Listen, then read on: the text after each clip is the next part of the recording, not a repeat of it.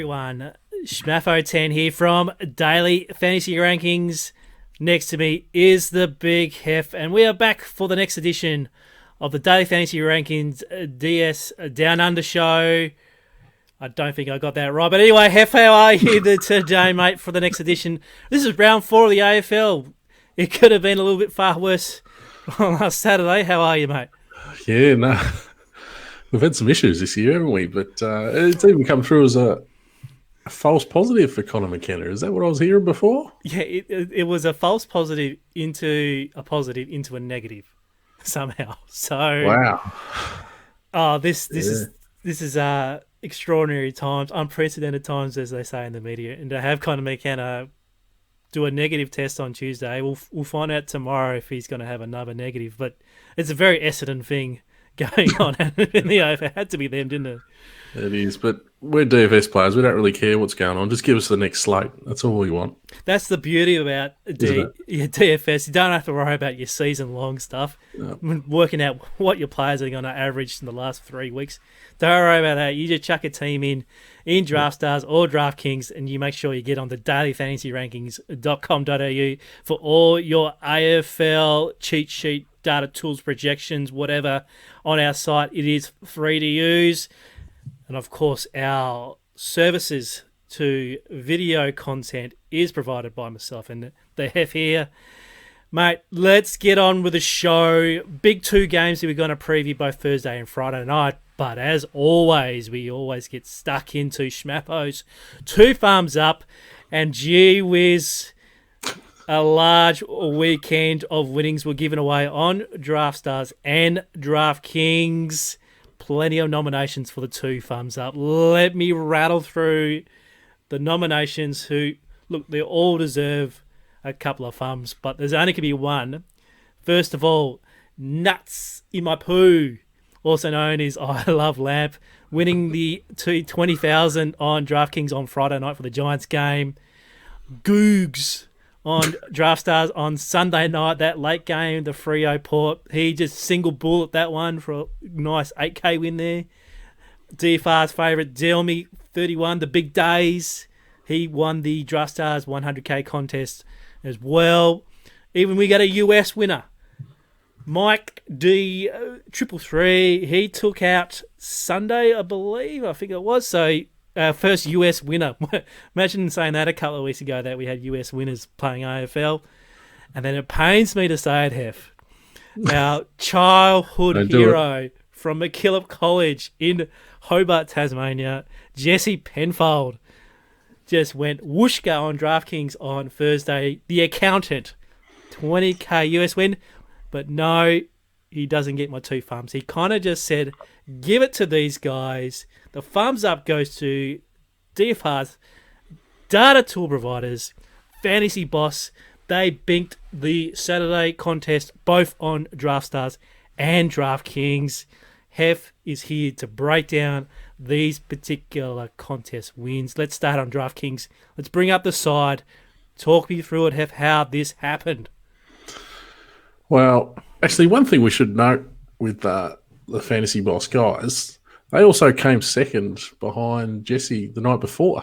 Yes, they did. I saw the text. And, they were kicking home some adjustments, so we don't tell Jesse about that. Because I don't think they actually knew that each other was actually, they were sitting 1-2. But to then get over the disappointment, I guess, of getting so close and then just go whack the next night, what a performance that was. But let's have a look at that team. The first thing I noticed is Braden Maynard. That was a bit of an error from Champion Data that he got 107, and then we turned up Monday and found out he only got 95. But it didn't matter for these Fantasy Boss teams because they won so easily. Are you saying a little bit salty with Champion Data? No, not at all. But that's the first time I've ever seen that happen. A player to be 12 point. Well, it happens nightly on the NRL, as you always tell me. But yes, for it to happen in AFL, that was different. But look at the stack through the middle of the ground. Neil, Lyons, McCluggage, and Berry. Now, I'm a proud West Coast man, and for that to come off against the Eagles, it hurts me a bit. But we have even talked about it on this show. Eagles on a slippery deck is one of the greatest risks in the AFL at the moment, and it's been proven that way the last couple of weeks. And I think the fact that they're up there, apparently holidaying at Royal Pines, is not a good thing for them. I had a great time when I went to Royal Pines, but all you hear out of the Eagles camp is they just want to get home and get home to WA, and they're playing like that as well. So they come up against Port Adelaide this week, so, geez, maybe it's the Port Adelaide stack this week. The rest of the team, Jai Simpkin going enormous. Boner, as we said last week, you can carry some of these low scores, especially with these really cheap guys this year. So 35 from Boner was probably enough at his price. And then Mark Pittenay, hasn't he been a revelation for your boys, the Blue Baggers? Yes, no, that was a very, very well-constructed team there, because when Cunnington was laid out for North, it was like, get all the Simpkin you can get in the whole world. And then obviously Bonner coming in at minimum price was pretty good as well. And then, you pick on Geelong's Reece Stanley, and he got injured too, so he had his way down at the Cattery. So that's a very good team. Let me bring up their winning performance on Draftstars as well. And there's a bit of a theme here. Sinkham is in there, Lockie Neal's still side bottom, Taylor Adams as well. Pretty well-found plays. But look at that back line. Jake Carlisle and Nick Caulfield. Look at you can't even see the little red dots coming out of the line there. They're so under-owned. Tell me how, because I've got a theory, and I'm going to show you this theory in the mirror, but tell me how they get to those two particular players. Well, I think you're going to tell me, actually, because I wasn't smart enough to pick up on this at all. Caulfield's been an interesting one. He came in with some big raps when he was taking pick 8 a few years back, just behind Ahanda Clark, the other Saint. But to come at him and Carlisle, both at that really low ownership, but then let's not overlook the fact they nailed Neal and they nailed Sidebottom, who both went enormous. Quinton Narkle's been a guy he's been really good to play too, getting a lot of time in the midfield there for Geelong. But I need you to tell me what's going on with these Saints backs here, Smatho. So once the backslapping and the congratulation was died down here at DFR, we actually asked, how did you actually find those Saints cheap backs? And they said, well, look, just jump on the DFR site and click on the points against tool. And then right up the top there where you see all the graphs is the button called Points Against Weekly. Then when you press that button, I'll bring this slide up for you now, and it shows you a weekly breakdown of trends. Green means that, there've been points scored in this particular position per team, and obviously red's the reverse. And as you can see there, Collingwood was starting trending upwards just through 2 rounds. 15 points to Richmond, So they saw that. They thought, well, let's find some Saints backs. They cycled through a few Saints backs through that particular slate and then just whammy. Binked a lot of money just for using our tools. Yeah, that was another thing about the weekend. A lot of these guys that are winning are not putting many teams in.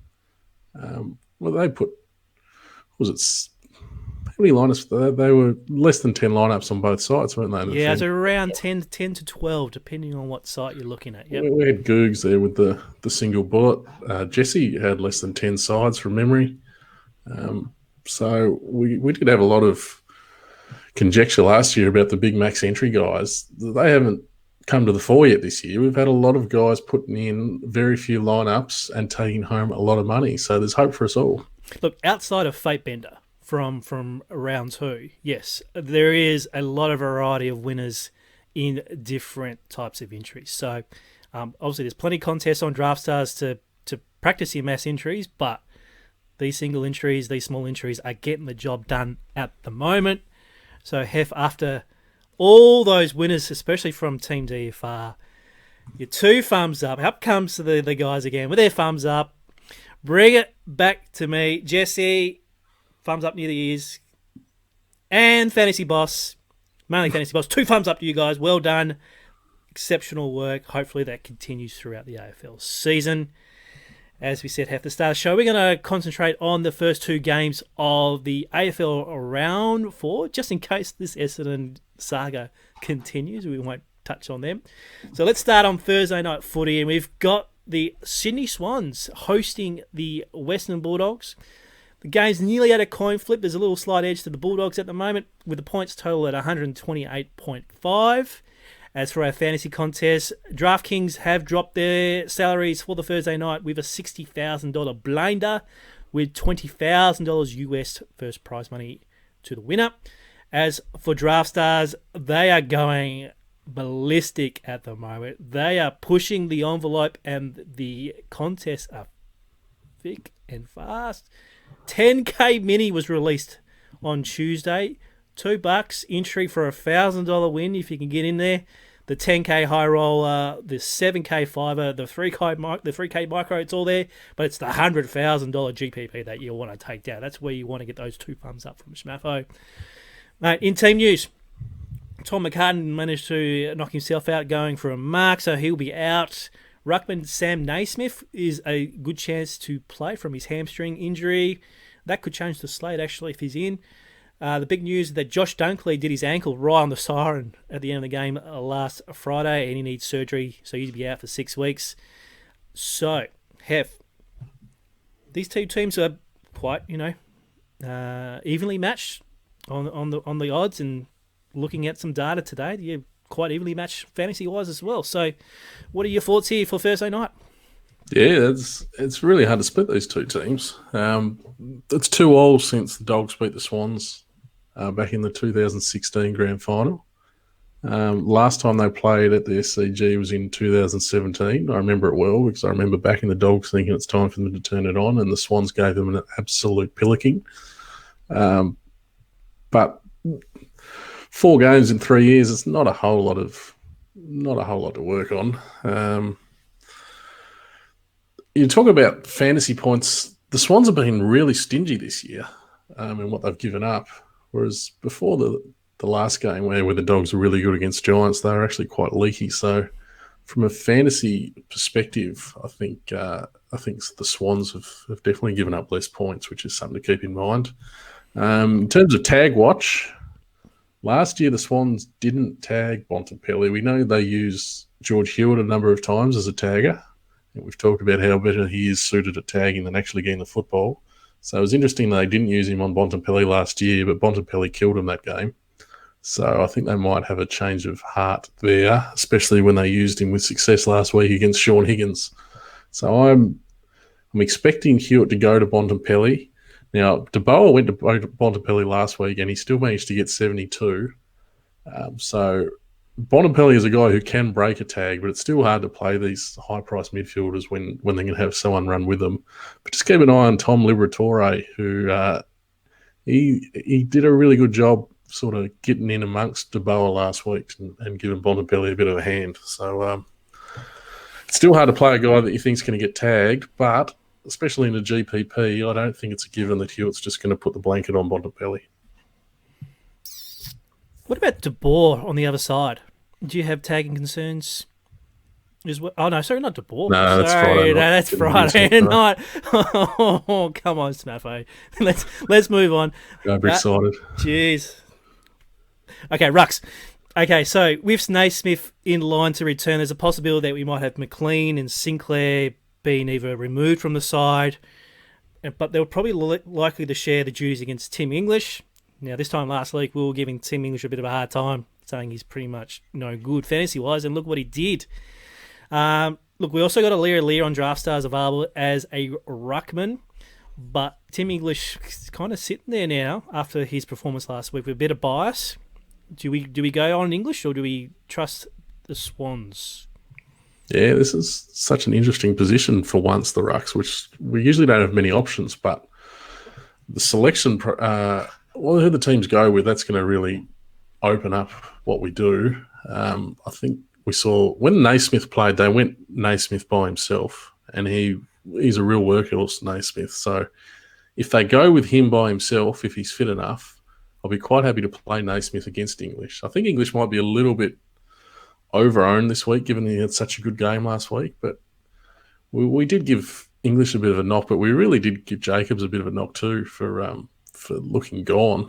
So does that take the gloss a bit off English's good game? I think it probably does. That would be my favourite option, is if the Swans go one out with Naismith, I'd want to be playing Naismith.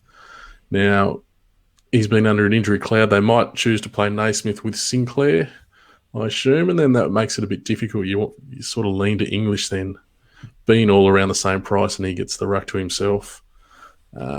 If Naismith doesn't get up and they run again with this McLean, Sinclair, it's like Sinclair had a really bad game last week. McLean was actually all right given his price, but he didn't have much of time in the ruck. He was sort of more dependent on his scoring up forward. Then it gets really murky, and I'm probably leaning to English again there. The other option with Naismith going one out, if you want to go down, Alia had a game playing as a backup ruck against Essendon, and he scored 62. So at his price, if you wanted to get away from the ruckman and go with someone a bit left field to save some price, there's the option to do that with Alia if he's going to play that backup ruck role. Nice. You might possibly team him up with Jake Lloyd in defence, because he's actually the second highest fantasy scorer in the AFL through 2020 this year, only behind Sam Doherty. And obviously there's a clear daylight between the other choices in the slate, with Caleb Daniel now the next best, average at 70 points per game. Look, through the DFR tools, I see the Bulldogs are giving up points down back, and that was highlighted by Aiden Call 79 out of nowhere last week, and Haynes having 78. So do we trust Lloyd here, with the Bulldogs leaking down back? Wow. Even Phil Davis got 50-odd last week, so yeah, that really stacks up against the Dogs. There's no knock on Jake Lloyd. He had 111 at the SCG 2 games ago. Last time these two teams played, he got 126. I can't make a case to say not to play Lloyd, that's for sure. And I'll definitely be playing some Lloyd. I noticed he's been splitting the kicking duties a bit more with Dawson.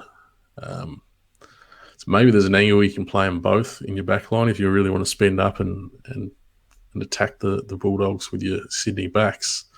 That would be definitely a way to go. All the other backs are priced pretty well. Bailey Williams is a guy I've had my eye on because he's been priced pretty cheap compared to what he can produce. He's up over 9K now, but it's still a bit on the cheap side, but it's getting more reasonable. It's worth noting, though, in the last couple of weeks against Sydney, no back has scored more than 61. That's sort of not including Jasper Pittard, who got 70, but he changed sort of through the game to play a bit of a forward tagging role. But the moral of the story is the Saints haven't been giving up points to backs, and it's probably not going to change here. So I'm pretty happy playing the Saints backs over the Dogs. Yep. Especially up in the SCG as well. There's not that expansive plus 6 game down back as well. So, yeah, I'll be trying to be leaning a bit of Swans in my back line. As for the mids, we don't have now Josh Dunkley, so he's gone. That leaves Jack McCraig at the top of the pile there at 16K. We talked about the tag possibly going to Bontempelli, but you never know. He might go to McCraig, but McCraig's out there outside kind of mid, so you would expect McCraig to be fine. Josh Parker, Josh Kennedy are priced pretty well, and they're all attending these centre bounce appearances as well. But there's one guy I'm looking at now is Oliver Florent. He had 19 CBAs last week, and he's been priced at, let me say, around 12K, I do believe, on Draftstars. Where is he? Yeah, 12K on the dot. I like him. Do you like him as well? I sort of like him. It seems hard to think, I've got to pay $12,000 now for Ollie Florent because we've been used to paying $9,000, $10,000 for him for a couple of seasons now. But you mentioned his centre bounce attendance rate. He's basically in them all for the Swans. And his 3 games this season, he's returned at least 70 in all 3 games. So at that 12K price, that's pretty reasonable for these shorter quarters. And like you say, JK, Parker, they're all priced very reasonably, these Swans mids, and I think they're all very playable, especially like the Dogs don't very often tag. They might use Libra every once in a while. I don't think they will. So I think they're all pretty easy to play, those Swans mids, except George Hewitt's a guy I don't want to play. I think he's going to be given a role. They've talked about giving him different roles every week. So whether that's Bontempelli or something else, I still think he's going to have some sort of job to do rather than chasing the ball. So he's a guy I don't really want to be playing. In terms of a cheaper Swan, Rowbottom is a guy, he's a bit of a Neefle all-star, which we've seen a few of these guys come through the Sydney system with these huge Neefle numbers. eventually they click when they're playing in AFL. So he's a guy who's cheap. He doesn't appear to have the ceiling yet, but we know from his NEFL performances that maybe he does. It's a bit hidden. So he's always pretty easy to play at a cheaper price if that's what you're looking for. Now, with Dunkley now gone, that means more time for Bailey Smith. I've been reading about there, but who else kind of steps up for the Dogs in the midfield in terms of their rotation through there? Yeah, this is really interesting because who wants to try and guess what Beveridge is going to do? Yeah, not me. Thanks. No, but last week they were really settled in their rotations. McRae, Bontempelli, Dunkley, Smith, they were the four that they were using. So now with Dunkley out of the team, we sort of have to try and work out, are they going to replace Dunkley with one player and keep those really tight rotations, or are they going to try and rotate a number of players through that hole that Dunkley leaves? They've got Liberatore. They can bring back Pat Lipinski, who was probably a little bit harsh to get dropped. They got Mitch Wallace, who's played that role in the past, but they seem more set on keeping him up forward these days. So if you can work out what Beveridge is going to do, that's going to take you a long way towards finishing up the top end of this slate. If we avoid Bontempelli because we're scared of the Hewitt tag, then obviously Smith and McRae, they're the two guys that stand out that are going to get all the work in the middle. And then maybe add the rotation guy that you think's going to get the most burn with that absence of Dunkley. Looking for a cheaper guy, Ed Richards came back to earth a bit last week. He only had 45, but he's only priced at mid 7,000 for this game. So if you could repeat that, that would still actually be quite a reasonable score. He seems to be getting up on the wing a lot more here, Richards. So he would be my target if you're looking to get a cheap Bulldog bid. Yep. If you can squeeze in a bit of Ling Jong at 9,000 in your forward line too, if you're looking for a spot there, that's not the worst either. Considering he might get some rotation through there as well. Yeah, there's one guy we haven't talked about this rotation too, but I'm pretty sure you're about to mention him. Yeah, so he's in the forward line, and the WhatsApp chat was blowing up last week when Toby McLean decided to have a quarter for the ages.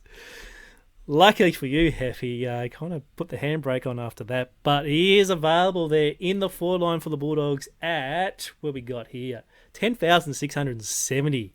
Mate, do you want to issue a statement to the viewers last week after pretty much not giving him the courtesy of an explanation? Look, if we had to issue a statement every time I got one wrong on this show, we'd be putting in some serious overtime, Smatho. So we might just let it go. Everyone saw it. Toby's ears must have been burning. He had a huge first half and looked like breaking the slate. He had a quiet second half. He went back to more what we were expecting. He only ended up with 62, but that was more than enough at his price. So, yeah, good on you, Toby. But he could be the real slate breaker now because if you think back to when Toby McLean was firing, he was playing in the middle and everyone thought, like, how good's this bloke going? He's going to be a mainstay in fantasy teams for years to come. And then had a bit of an injury niggle, and next thing you know, Josh Dunkley took his spot. Now Josh Dunkley's gone. Does Toby get his spot back in the midfield? If he does, he's probably the best value on the slate there at 10,000 if he's going to go back to that old role. If he doesn't, then I'm going to stick to my guns and say that 10,000 price tag is a bit expensive. So if you can work out what Beveridge is going to do, you deserve every dollar you make. But I think that's another really key part to this slate is what you do with Toby McLean. What about it? Also, we need to find some cheapies, and because obviously these shorter quarters, the forwards are not really providing any ceilings for us this year, especially both the Swans and the Bulldogs. Is there anyone down here that we can plug and play? Yeah, there's not much there, isn't there? It's sort of like Heaney for that reason. He's been superb, and he's a guy that can get this high score on the slate, Heaney. So around 13K. He obviously comes with risk because he's spending a lot of his time forward, but he's got the reward there if it comes off too. In terms of cheap guys, my favourite cheap is always Nick Blakey from the Swans. He's around the 7K mark. A guy we saw him get 80s last year, which would translate to like a 60 at 7K would be magnificent if you could pull that one out for us. So his ceiling always wants me to make me want to play Nick Blakey. And you mentioned Lin Jong.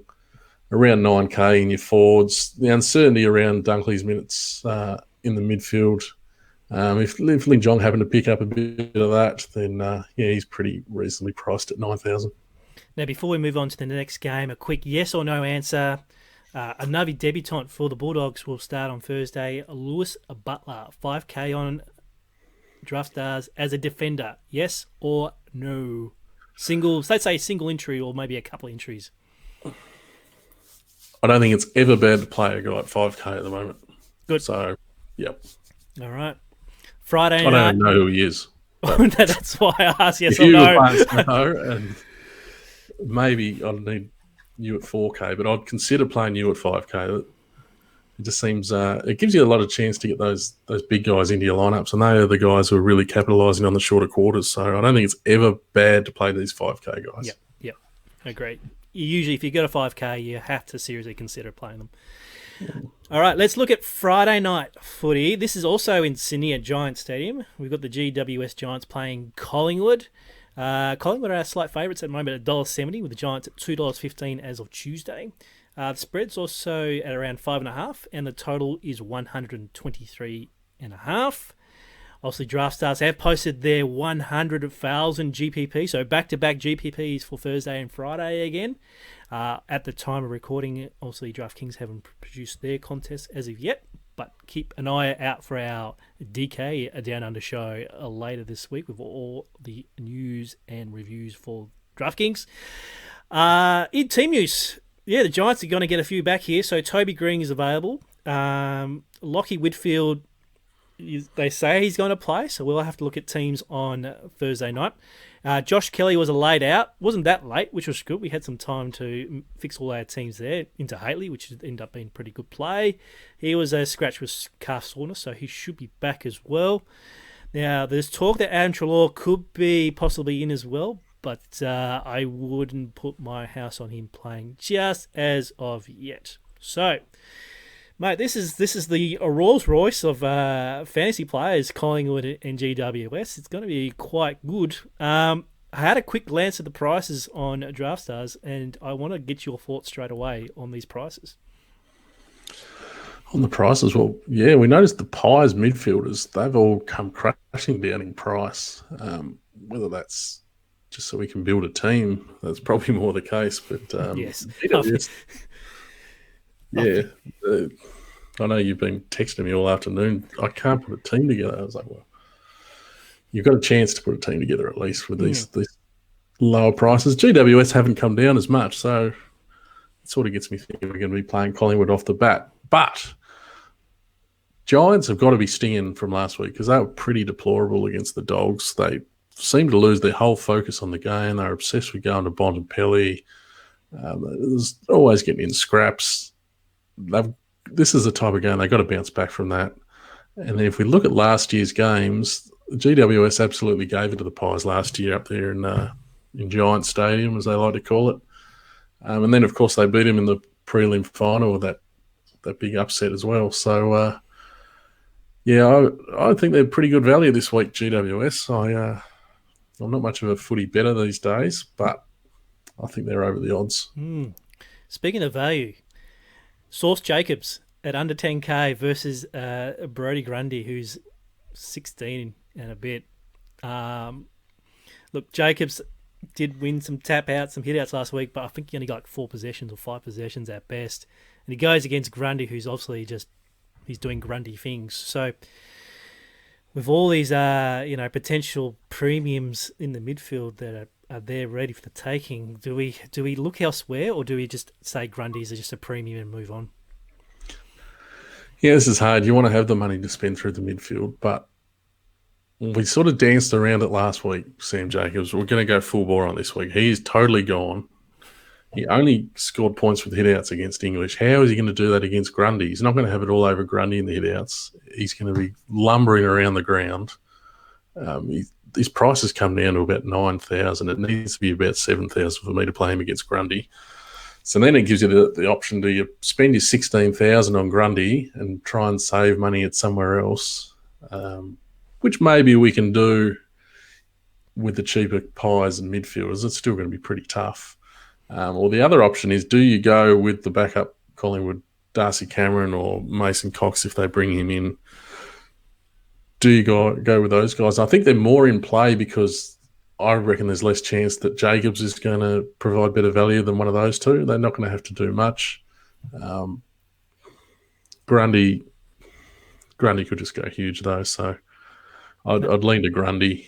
Well, Grundy's my clear top pick, and then maybe if you want to save money, go to a backup Collingwood ruckman. But I find it really hard to have Jacobs here. I've got a left field ruckman available on Draftstars. Jeremy Finlayson, 9,000. Oh, is he? Yes, forward ruck. Now, Finlayson doesn't get much ownership at the best of times, but this is going to go. He's going to get owned this week if you don't like Cox or Cameron. The people will be clicking on Finlayson and moving on here. All right, let's come back to Finlayson when we talk about the forwards because that's really interesting. Okay, let's move on to the defence then. So both teams were scored heavily on in round 3, with St Kilda backs having a great time, as we alluded to earlier in the show, with the Fantasy Boss guys taking all your money. And the Bulldogs players such as Daniel and Johannesson, and to some extent Alex Keefe, have racking it up against the Giants. So can we make sacrifices here, look for some cheapy kind of backs to hit their ceiling scores, or do we go for a bit more balanced and reliable options here in defence? We're going to have to save money somewhere. Let's look at some of the cheaper guys here because if we want to play Grundy, we want to play some of these midfielders, we're going to need to save some money. It's an interesting thought. With all the fanfare around Fantasy Boss's win, is everyone going to be sort of switched on to this, taking on the Pies with your backline and playing the Giants maybe more than they usually would? It's an interesting thing to think about. But a guy who's really cheap still is Phil Davis, who's still under 7,000. He had 55 last week against the Dogs, which would be a great return at 7,000 here. So he's a reasonable cheap option for mine. There's a guy I'm really keen to play as a cheap option if he holds his spot in the team, which I assume he will because I thought he was actually okay despite not scoring a whole lot of fantasy points, and that was Lockie Ash. So he was really popular at 5,000 last week, and he's burnt a few fingers. He only had 28, which it's not the end of the world at 5,000. He's only gone up $750, but I really like playing these guys on their second game when they've disappointed in their first game. We saw Starcevic from Brisbane had a really good second game. If everyone's so keen to play him in their first game, I don't see why that should change with a game under their belt and a bit of experience. So I'm going to hope that everyone sort of steers away from Lockie Ash thinking he's not much good off his 28, but he's definitely a player with plenty of potential for the future, and I wouldn't be surprised if he could get to score more like 40 or 50 this week, which would make him a great play. Collingwood, we know Collingwood's backline. They like to chip it around. Maynard's been superb lately, even when Champion Data adding points onto him. They're all the usual suspects, really, the rest of the backs. So that's why I'm zeroing in on Lockie Ash as a bit of different form, so to speak. Yeah. Okay, very good. All right, let's move on to the mids then. And obviously we talked about the Ferraris here from the Giants and the Pies. You've got Pendles, Sidebottom, Treloar, Adams, Kelly, Whitfield, Coniglio, like even Hopper is nearly there. And then we've got your Kia Stingers. All right, these are the cars that you probably can afford, which is like your Phillips and your Dacos's and your Callum Wards and that. So there's like 10 blokes all there already. You can only fit them into 4, and it's likely you can only fit 2 at best before you have to pay down for value. Mate, this is going to be slate defining who you pick out of these guys. Oh well, there's so many options through this midfield. You don't have to pay more than 14,900 for any of them, which is unheard of for these guys. But the first thing we've got to know is Adam Treloar going to play, because that has huge ramifications for Collingwood. Everyone knows the ramifications it has on Taylor Adams. 12,900 for Taylor Adams against his own team, his old team. If Treloar's not playing, then he is just a wonderful price. He gets to keep his inside role. He just looks an awesome play. Treloar comes back. Obviously, Treloar would also be playing against his old team. But then all of a sudden Taylor Adams doesn't become a must-play there at the 12,000. Well, no one's a must-play, but he goes from being a great play to an iffy play, I guess. Thing about Collingwood, they also have these guys that you can use to link up with other positions. Like Chris Mayne is one that I love to play if I'm going to go with a Collingwood stack in the back line. I love to play Mayne through the midfield because he's always getting involved in that chipping around the back.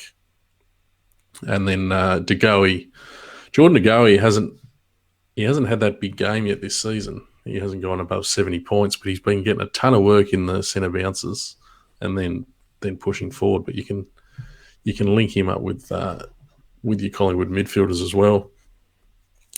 Now the thing about GWS is we have to look at last week's game. We had these cheaper price guys in Haitley and Caldwell really step up to the plate. Haitley obviously had 80, Caldwell had 75, both great returns at their price. But Josh Kelly was a laid out. Whitfield was out after quarter time. We're going to see those two guys come back. Toby Green's apparently going to come back, which won't affect him so much, but there's just another guy taking the ball. So Haitley might not even make the team. I assume Caldwell's going to stay in. But these guys look great value with their high score last game. They're still under 10K.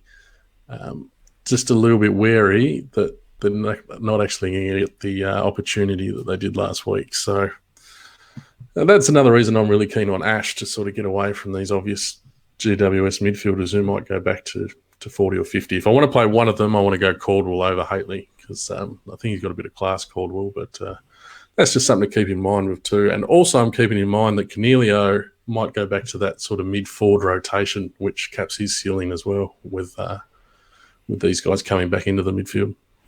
That is one thing that caught my eye as the salaries came out today was the salary of Dane Beams, 11,990. Did that catch your eye, Hef? Yeah, he doesn't really look in great nick to be spending 11,990 if you got a game. He's in podcaster nick, I think, Smatho. Well, at least we'll watch his price throughout the season. See if we can get him down to 5K by the end of the season.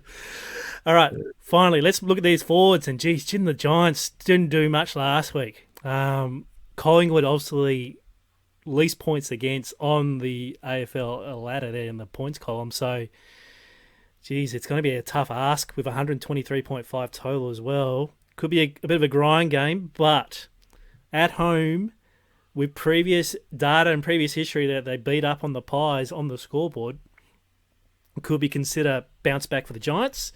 Or do we look back at the Pies again and look at the blokes like Stevenson, who, second up, as he said, he scored 38 fantasy points, but did have 2 goals, so he should be better for the run. What do you think of the forwards on this game? He started with Blaze of Glory then, didn't he, Stevenson?